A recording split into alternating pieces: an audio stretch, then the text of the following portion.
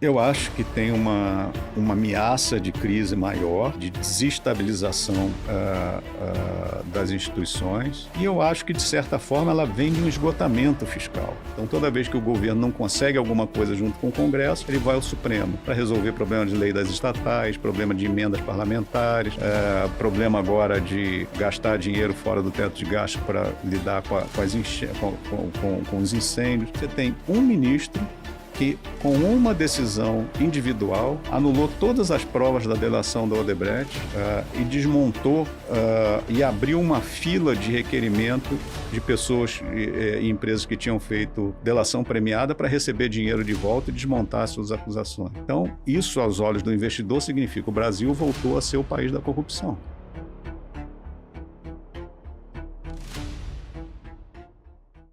A gente não está vendo sinais muito alentadores nas decisões fiscais, mas deixa eu dar um passinho atrás e tentar explicar como é que eu estou vendo isso numa perspectiva mais de médio e longo prazo. Política fiscal, na verdade, é resultado de decisões políticas, né? Da negociação política que existe entre os três poderes. E o que a gente está vendo é uma desarrumação do equilíbrio de poder entre legislativo, executivo e judiciário. Se vocês me permitirem voltar um pouquinho, todo mundo fala em presidencialismo de coalizão no Brasil, né? Não, porque o presidencialismo de coalizão explica tudo. Qual é a ideia de presidencialismo de coalizão que o Sérgio Abrantes formulou antes da Constituição de 88? Ele basicamente estava olhando o que estava acontecendo no processo constituinte e deu uma sinalização, falou: o pessoal, vai dar errado. O que eu estou vendo aqui, quando você lê o artigo lá de tantos anos atrás do Sérgio Abrantes, é o seguinte: ele dizia, o que eu estou vendo aqui é que você está construindo uma Constituição em que o Legislativo está tendo um arsenal de poderes muito grande, e isso vai nos levar a uma situação similar ao que a gente teve com a Constituição de 46, de 1946, que foi uma Constituição em que os presidentes eram tipicamente minoritários, muito dependentes do Congresso, e volta e meia se sentiam incapazes de tocar, de ter governabilidade, de tocar uma agenda de governo, porque os interesses que existiam dentro do Congresso eram muito fortes, e bloqueavam as decisões do Executivo. E isso obrigava os presidentes da República a terem grandes coalizões dentro do Congresso, incluindo vários partidos. E essas coalizões eram muito difíceis de gerenciar. O Sérgio Abrantes olhou para isso e falou: olha, a gente está desenhando uma coisa igual para o futuro. Bom, foi aprovada a Constituição. E nos primeiros anos a coisa começou a dar certo. As pessoas olharam e falaram assim: pô, aquilo que o Sérgio Abrantes falou não está não está acontecendo. Os primeiros governos estão conseguindo negociar com o Congresso, estão conseguindo tocar uma agenda, não tá havendo paralisia política como existia nos governos pós-46. E aí os cientistas políticos foram olhar e falaram assim: olha, na verdade, a nova Constituição ela deu uma série de poderes para o Executivo, e o Executivo está conseguindo tocar a agenda política, ele está conseguindo ter autonomia na agenda política, está conseguindo comandar a agenda política. Que instrumentos eram esses? Em primeiro lugar, as medidas provisórias, né? Na hora que o presidente coloca uma medida provisória, ele já fez já determinou alguma coisa que está valendo de imediato, né? E o Congresso só a posteriori revisa aquela decisão ou não. Foi dado também ao presidente um poder de vetar tudo que era aprovado no Congresso. O orçamento se tornou autorizativo e as emendas parlamentares só eram pagas se o Executivo decidisse pagar, né? Isso deu um instrumento para o Executivo para ele comandar a agenda do Congresso e para ele fazer negociação política. Acontece que, bom, e aí não se gerou a paralisia política que você tinha na Constituição de 46. O que a gente está vendo agora é que esses instrumentos que foram dados ao Executivo estão desmoronando, né? Então, o que era uma medida provisória num governo Fernando Henrique, por exemplo, lá no começo, no pós-88? Você editava uma medida provisória, aquela medida provisória não era votada pelo Congresso, o governo podia ir reeditando, e aquilo continuava valendo. Ao longo do tempo, decisões do Supremo e do próprio Congresso foram diminuindo a potência das medidas provisórias. As medidas provisórias agora têm prazo, se elas não são votadas, elas caem, elas têm que tramitar em comissão. Então, uma vez que elas têm que ser votadas, os parlamentares conseguem emendar as medidas provisórias. Conclusão, se você olhar as estatísticas, no primeiro governo Lula ele aprovou 98% das medidas provisórias do primeiro mandato, do primeiro ano de governo dele. O primeiro ano do Lula 3, ele aprovou 27% das medidas provisórias que ele mandou. Mais de 70% das medidas provisórias que ele mandou caíram. Tá? Então, essa foi uma perda de poder do Executivo. A outra perda de poder do Executivo, que está muito clara, foi das emendas parlamentares.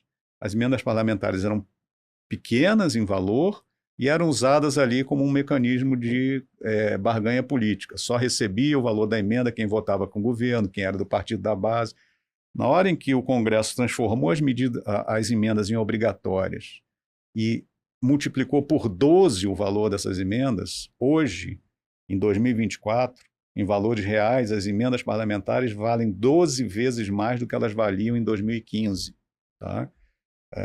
Elas viraram obrigatórias e aumentaram tremendamente. Elas já consomem 1/4 da despesa discricionária do governo. Então, outra perda de capacidade de negociação do governo. Ele não tem mais essa moeda para negociar.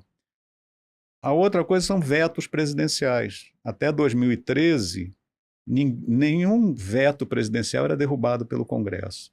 Depois de umas decisões do STF e de decisões do Congresso, ficou mais fácil para o Congresso derrubar vetos. E hoje, em média, 30% dos vetos do presidente caem. Então, o Congresso aprova alguma coisa, o presidente veta, o Congresso diz não vale o que o presidente vetou, vale o que a gente decidiu. Tá? Então, a gente está vendo claramente uma deterioração do poder do Executivo frente ao Legislativo.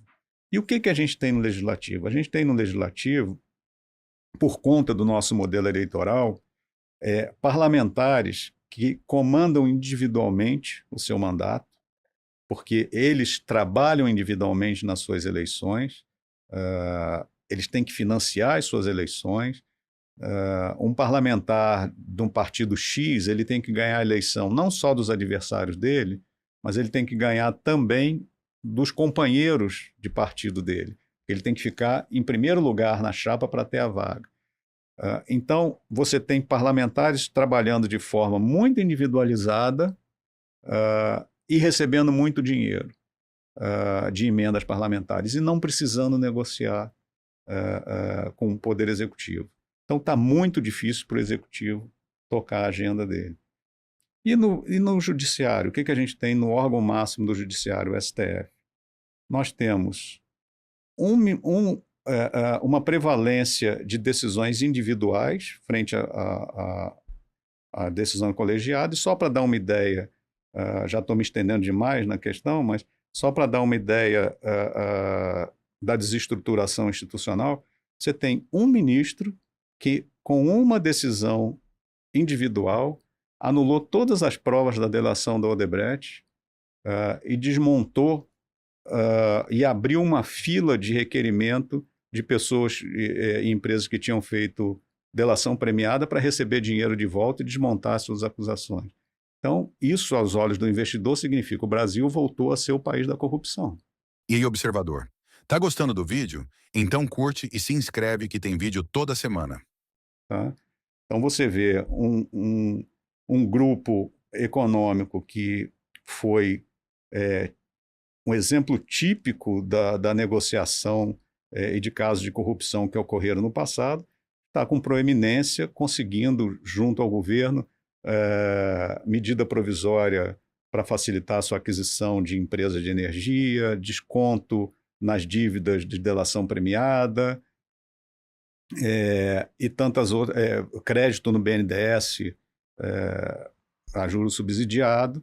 Então, fica a aparência de que o Brasil voltou a ser o país da corrupção. E tem um outro juiz que comanda 2 inquéritos em que ele é o acusador e é o julgador ao mesmo tempo, em que você não sabe exatamente quem são os réus. O inquérito das fake news vindo desde 2019, sem previsão de acabar, com decisões como, por exemplo, suspender o Twitter, que é uma medida drástica, né? Interfere tremendamente na vida das pessoas, e, sobretudo, no campo comercial, implicando a Starlink, que é uma empresa que não tem 100% de correspondência com o Twitter, implicando financeiramente a Starlink no inquérito.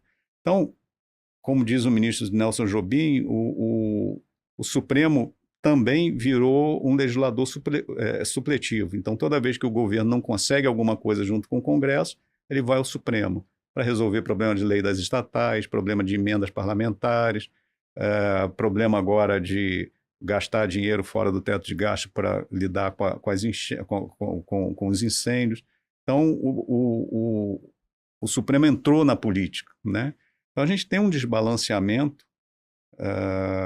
que está gerando uma instabilidade política, e isso acaba diretamente afetando a economia de 2 formas: insegurança para investimento e insegurança no fiscal, porque quando você tem desestruturação política, você tem desestruturação fiscal também. Você, por exemplo, não consegue segurar a despesa de emendas parlamentares, né? Porque você tem um modelo político, de certa forma a Constituição botou uma amarra no Congresso, e o Congresso, que tem muitos interesses regionalistas também, o Sérgio Abrantes chama atenção disso, né? O regionalismo é uma coisa muito forte no Brasil, ser um país grande, diverso, desigual.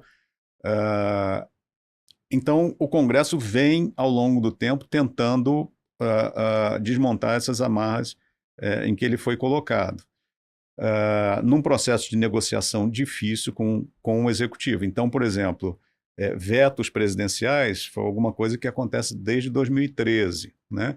Medidas provisórias, vêm sendo colocados limites às medidas provisórias desde, se eu não me engano, 2006, né? Isso vem num processo gradual. Agora, teve 2 momentos em que essa coisa se intensificou,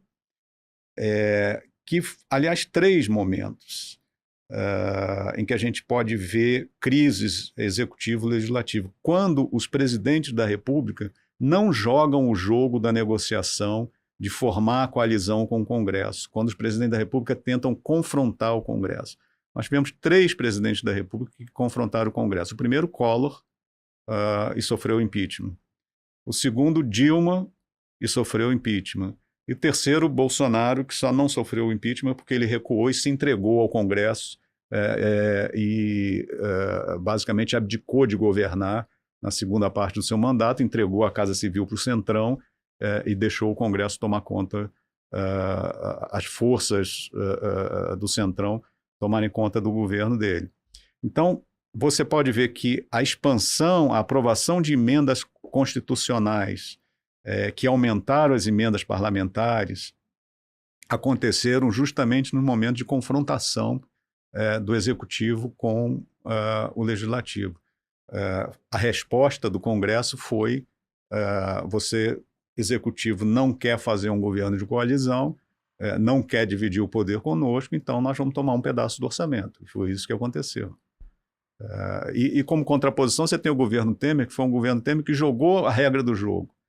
Então você olha lá, a composição do Ministério do Temer era exatamente a composição dos partidos dentro da Câmara, né? E com muita conversa e muita coordenação da Casa Civil, você conseguiu aprovar uma série de coisas dentro do governo Temer. Tudo bem que você estava pressionado por uma crise econômica que faz as pessoas ficarem mais propensas a aprovar reformas, mas jogar o jogo de formar a coalizão faz toda a diferença. O problema é que isso se deteriora ao longo do tempo. A população olha e acha ruim ver emenda parlamentar ser negociada em troca de voto. A população olha e acha ruim ver ministério ser entregue a determinados partidos que vão lotear aquilo lá. Então isso vai gerando um desgaste. Não é à toa que a gente teve as manifestações de 2013, né? Já foi um sintoma de que a população não estava se sentindo bem com esse modelo político que a gente tem, né? E a minha preocupação é que a gente caminhe na direção do que acontecia no pós-46, 1946, uma situação de desgoverno e crise sempre potencial, porque você tem um desbalanceamento de poderes.